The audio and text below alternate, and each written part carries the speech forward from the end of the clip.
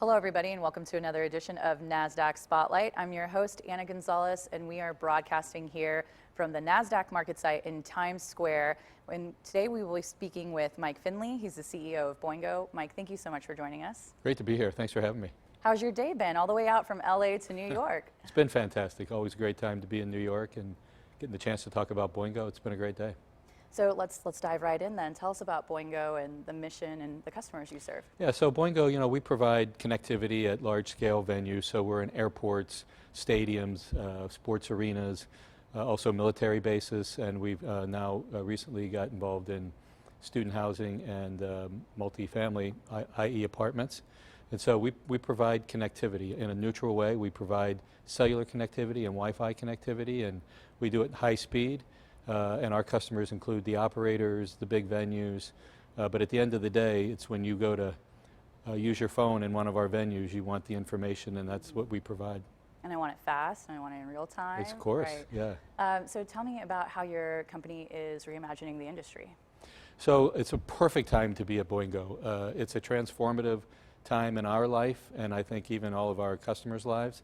As 5G is coming into play, we have a new, high-speed, low-latency cellular capability.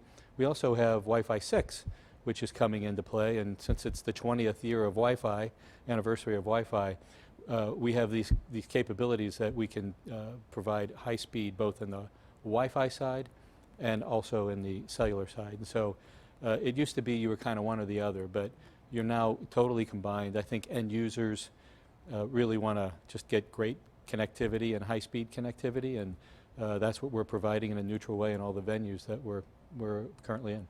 And talk to me a little bit more about your competition. What do you really feel differentiates the company from others? Yeah, so it's really fragmented, and so there's local players. There's some that do Wi-Fi. There's some that do DAS. We do it in a national and even somewhat of a global perspective, and so we take all of the capabilities that technology brings, cellular and Wi-Fi, and we bring it together for a user experience that can be fantastic, whether the best connection at the time is cellular or the best connection is Wi-Fi, and we pull all that together, and we're one of the few real entities that can do that in a national scope.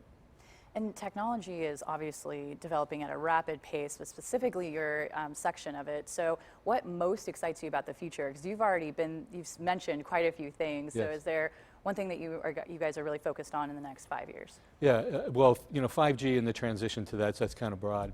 But multifamily, the student housing and apartments. So there's really a digital transformation that's going on. Today, in fact, I just went through this because I moved to LA. If you go to get an apartment, you have to wait at home. They'll tell you to be there between 8 and 5 just to meet with somebody. Then, they have to come another time to get it installed.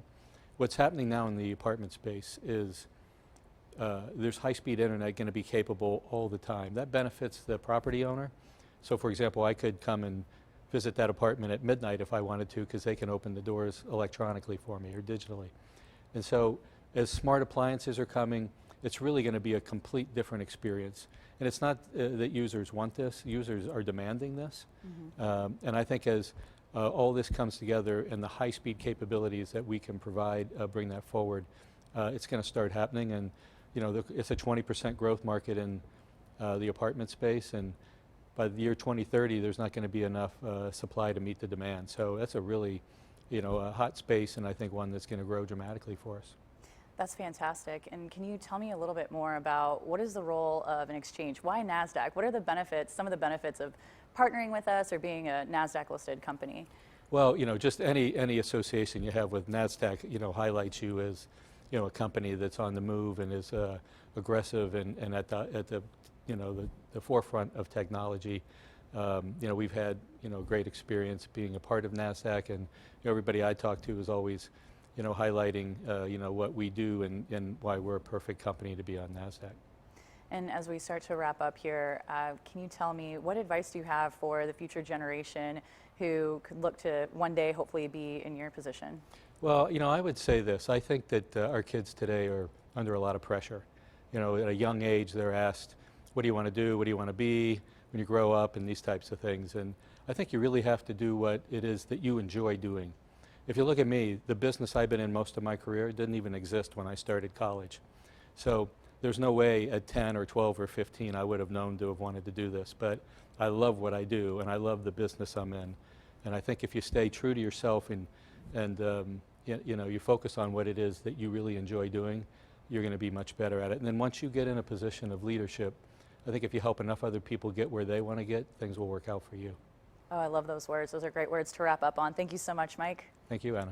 And thank you all for watching. Stay tuned for more conversations right here from the Nasdaq Market.